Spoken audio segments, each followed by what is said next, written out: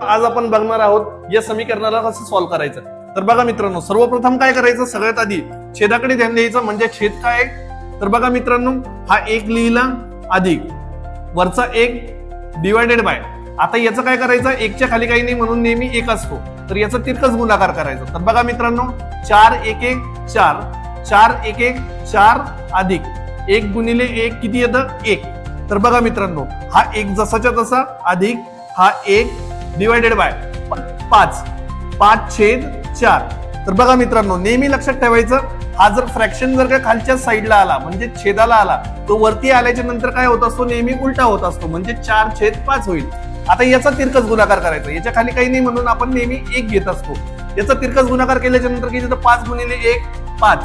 तर बघा मित्रांनो, 5 गुणिले 1 5 अधिक 4 गुणिले 1 4, म्हणजे आपला आन्सर आलं 9/5।